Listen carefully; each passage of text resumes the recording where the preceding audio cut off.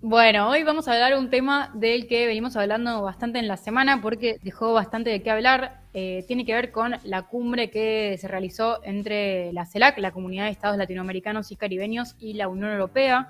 Se hizo entre lunes y martes y, bueno, desde el martes que vienen habiendo algunas declaraciones. En principio, los presidentes de ambos bloques dieron sus declaraciones post el martes con mucha algarabía, diciendo que había sido un éxito y en general hubo muy buenos comentarios. Así que bueno, vamos a pasar medio rápido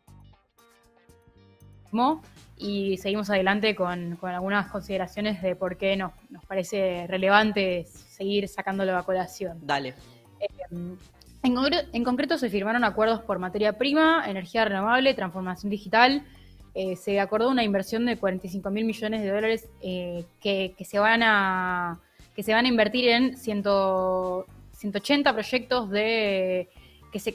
digamos, de estas categorías que mencionábamos recién en relación a materias primas, energía renovable y transformación digital, que se enmarcan en la iniciativa Global Gateway, que es una iniciativa de Europa que, bueno, tiene como así, si vos te metés en la página de ellos, es como una iniciativa muy moderna que empezó en el 2021, en el cual dicen que el objetivo es promover la transición verde y digital a nivel global, pero hay como una lectura bastante expandida por el sur global de que en realidad esta iniciativa es lo que busca concretamente es contrarrestar el avance de China en el sur global, en relación al avance sobre todo en África y en nuestra región, en América Latina.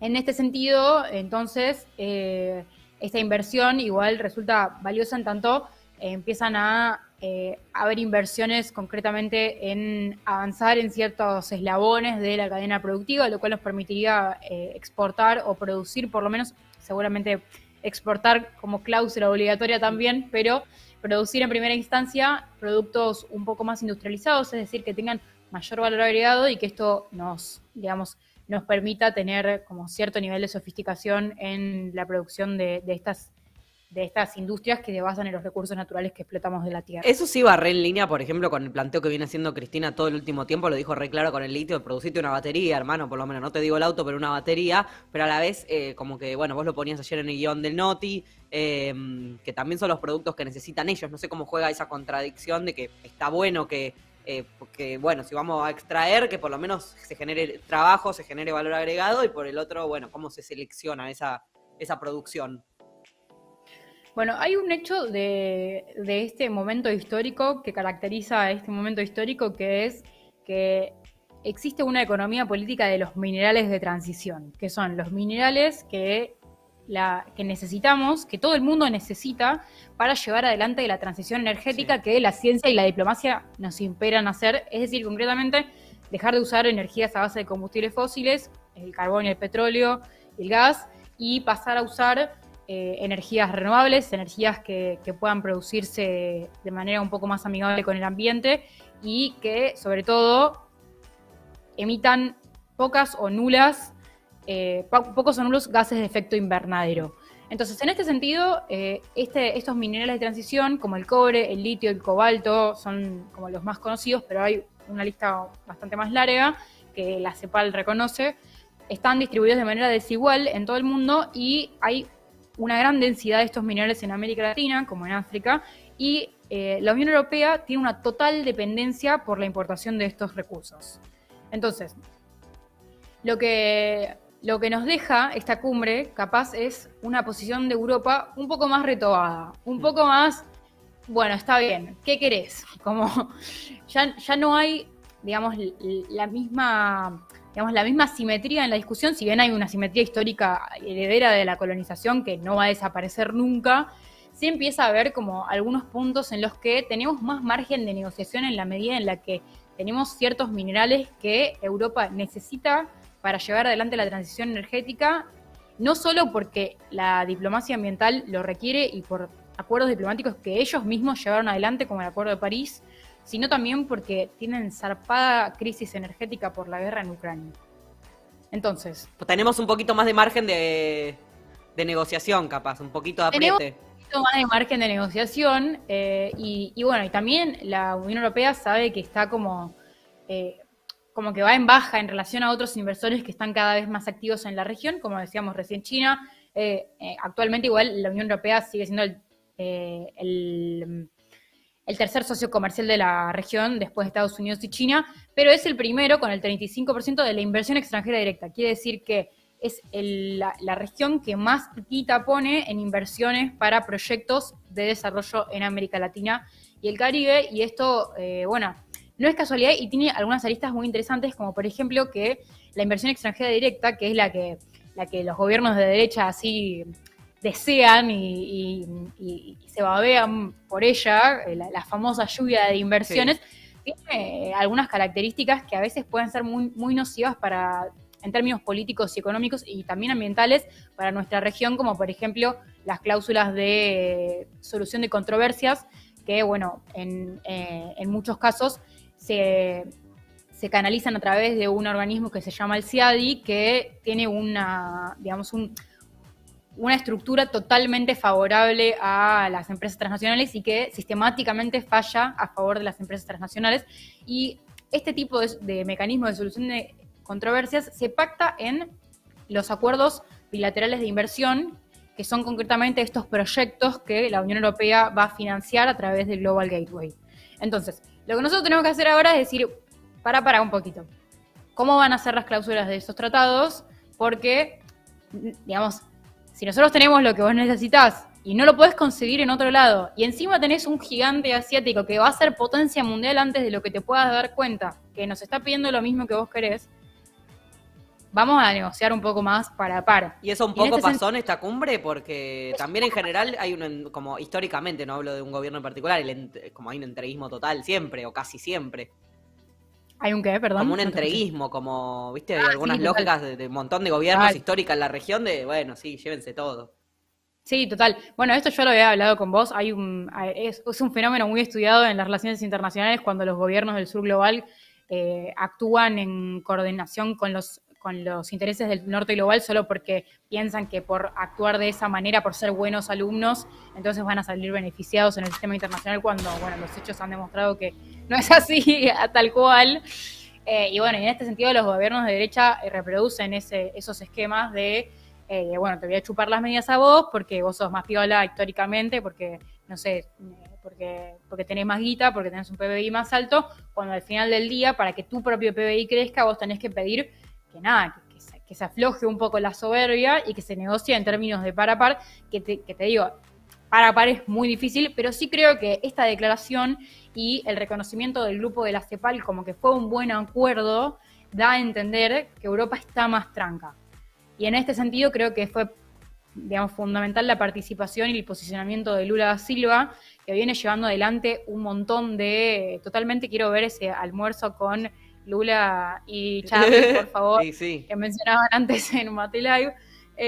Y nada, Lula da Silva llevó adelante muchas negociaciones en relación a proponer la capacidad de la Amazonía con sus activos industriales, con sus recursos naturales, como un punto para, bueno, poder negociar con más peso, porque realmente al final del día hay ciertos productos que no pueden conseguir en otro lado y que realmente, o sea, queda en nosotros hacernos valer con esos recursos. Bueno, volviendo a lo de recién, esa es la diferencia que se ve justo en el caso de Brasil recontra reclara, entre un gobierno que, como Bolsonaro digo, ¿no? Que tipo sí o sí piensa lo yanqui es bueno, lo blanco es bueno, todas las cosas que ya sabemos, Total. de eso, de entregarse completamente a, bueno, un presidente que tiene, por un lado, una suma de poder interesante, una capacidad de poder, de imponerse, un país gigante y una determinación de que, bueno, de que sean un poco distintas las cosas. Obvio que Brasil Total. es casi un imperio también, ¿no? Para imponerse, no es lo mismo que ser Bolivia o Paraguay, Total. pero Total. hay una diferencia ahí. Bolsonaro es interesante porque con Bolsonaro, si bien llevó un modelo muy parecido al de Donald Trump, digamos, adaptado a la América Latina, tuvo muchas prácticas que fueron vistas como muy nocivas por la política europea, como la deforestación, y de hecho el estancamiento del acuerdo Unión Europea-Mercosur tuvo mucho que ver con, digamos, con récords de deforestación del Amazonas que sucedieron durante el gobierno de Jair Bolsonaro y que, lo primero que hizo Lula cuando anunció los planes de industrialización, incluso antes de eso, de los recursos naturales que están en el Amazonas, dijo, bueno, acá se para la minería ilegal, se para la deforestación ilegal, incluso se para la deforestación legal, o sea, sí. Bueno, un toque hasta que veamos cómo se puede hacer esto de manera constructiva, porque acá nos tenemos que beneficiar todos. Justo en esa línea, acá Lorenzo dice en el chat en YouTube, todo bien, pero con nuestra legislación no negociamos nada, nuestros vecinos capaz. Y eso es un tema que Viole viene cubriendo, yo vengo aprendiendo también, Nico Goodman viene dándole un montón de rosca a eso, fundamentalmente con el litio en su canal, pero también, o sea, si no es un recurso estratégico, y si no van a pagar nada de retención, y si lo manejan las provincias, y cada provincia ya no es ni competir con otro estado, sino competir entre sí, tampoco hay mucho que... O sea, hay una parte que es hacia adentro, de mejorar la legislación para que esos recursos sean considerados estratégicos o que no se pueden saquear así. Totalmente, totalmente. Y bueno, y en este sentido también como bajarle un poco la mística al hecho de que es algo imposible de hacer, porque hay todo un discurso de que esto es imposible de hacer porque implica un cambio constitucional. Y bueno, loco, hagamos un cambio constitucional, claro. O sea... El recurso que necesitamos, que todo el mundo necesita, es un recurso fundamental para el futuro geopolítico, para la transición energética como uno de los grandes fenómenos globales de nuestro siglo. Sí. Y en este sentido nos tenemos que beneficiar todos, o tenemos que poder participar todos de esa toma de decisión o de votar dirigentes que se ocupen de esta toma de decisión, y en tanto a las poblaciones locales que habitan esos territorios, que son la zona de sacrificio, es decir, quienes tienen peores calidades de vida, para que nosotros tengamos acceso a las divisas que entran por esos recursos, bueno, también tengan que decidir sobre sus propios territorios y sí, sobre la información que hay de los pasivos ambientales, porque la otra que sucede también es que nos dejan unos daños ambientales que terminan siendo más caros que las divisas que nos entran, porque encima lo vendemos a 2 mangos. También eso está en juego, por nombrar la coyuntura, ¿no? En el gasoducto, porque y por eso hay tanto en juego en quién gobierne el próximo mandato, porque también se puede generar una lógica igual de que, o sea, hagan mierda a las poblaciones, después toda esa exportación, esos dólares, quede en manos de 5 personas y no haya ni siquiera una retribución para los argentinos en general y para quienes viven en esas zonas en particular. Totalmente. Totalmente. Y en ese sentido creo que hay un ejercicio para hacer, que es el de reconocer que las discusiones por estos recursos no solo son una cuestión de, bueno, de federalismo o de una cuestión, digamos, que de gestión, sino también que hay personas involucradas en este sentido y que hay que hacer una triple lectura, digamos, la lectura a nivel tipo las personas que viven ahí, la lectura a nivel los gobiernos que los gestionan y la lectura a nivel la transición energética y la demanda a nivel global creciente de minerales de transición. Es un tema que modifica las relaciones de poder entre los diferentes actores del sistema internacional. Y eso, tipo, reconocer eso es un paso que nos resulta necesario para poder valorar lo que tenemos y negociar a partir de eso. Bien, o sea, ese es el panorama que se nos abre. Dejó algo como planteado por lo menos hacia adelante, que no es lo que en general pasa en las cumbres. Exacto. Lo único de lo que no se habló, y con esto ya cerramos, uno de los temas que estaba en la agenda, el único que no quedó en la declaración final, y amerita mencionar, antes de cerrar con esta última cuestión, hay 2 artículos de la declaración final que mencionan el reclamo por la soberanía de Malvinas. Esto es histórico en la medida en la que es la primera vez que la Unión Europea menciona Falkland Islands / Islas Malvinas, y tiene que ver con el Brexit, con que Inglaterra se va de la Unión Europea, pero también tiene que ver con un antecedente diplomático fundamental para seguir adelante en este reclamo que se vuelve regional, porque tiene que ver con la autodeterminación, con la cuestión de la soberanía, con la no intervención del territorio y que, bueno, para seguir avanzando en esa causa es un antecedente como que cambia el panorama de manera zarpada, y que para mí, si bien se puede hacer la lectura de que tiene que ver con una cuestión más de, bueno, mirá lo que te pasa cuando te vas a Inglaterra, hay una cuestión de América Latina tiene más margen para pedir. Bien. Es una buena noticia. Mira, vos querés poner la guerra en Ucrania, la ponemos, pero también me pones el reclamo por la soberanía de Malvinas. Muy bueno. Bueno, y lo que no se habló, me decías... Lo que no se habló fue la potencial reforma del sistema financiero internacional, otro tema que es fundamental para nuestra región, en la medida en la que, Hablábamos recién exhaustivamente del acuerdo con el FMI y del potencial reconfiguración de ese acuerdo en el marco de un sistema financiero internacional que atosiga a los países del sur global que tienen economías ancladas a la deuda, a la venta de recursos naturales por 2 bancos, valga la redundancia. Y en este sentido, si bien no se mencionó, se acordó un encuentro diplomático para el próximo noviembre entre los presidentes de Argentina, Brasil, Colombia, Francia y el jefe de la diplomacia europea, que es Josep Borrell, en París. Así que si él no se adelantó sobre qué sería, me da la sensación, me juego esa ficha, a que es sobre esto, porque Macron viene hablando bastante de los problemas del sistema financiero internacional, aún con todas sus complicaciones. Creo que podríamos decir de Macron lo mismo que dijimos de Alberto toda esta cuestión, que es que es mejor en la política exterior que en la política nacional. Buen canciller. Espérate que voy a toser. Pues no le quiero cagar ningún corte después si quiere hacer. No. Timecodeate eso para churarlo. Dios. Ay, yo estoy muy yo ya pienso todo así. Bueno, chicos, a ver, varias cosas antes de despedir a Viole. Me la siguen en las redes, @VioleWeber, como ven en pantalla, así la encuentran, en Twitter e Instagram, y también en YouTube, donde sube estas columnas. Si están viendo esto ahora en el canal de Viole, suscríbanse, no sean muertos también, viejo. Si están viendo esto en el futuro, si están viendo esto en septiembre, suscríbanse al canal. También otros videos del canal, sumar unas horitas de reproducción. Porque si no lo decimos ahora, ¿cuándo lo decimos? Tal cual. ¿Entendés? Y si están viendo ahora en Mate, van y le suman, ya lo vieron, porque están viendo ahora. Le dejan unas reproducciones, viejo, le dejan o escuchan de nuevo las columnas y se toman unos apuntes que de más no viene. Tal cual. Bueno, pará, y el newsletter, por supuesto.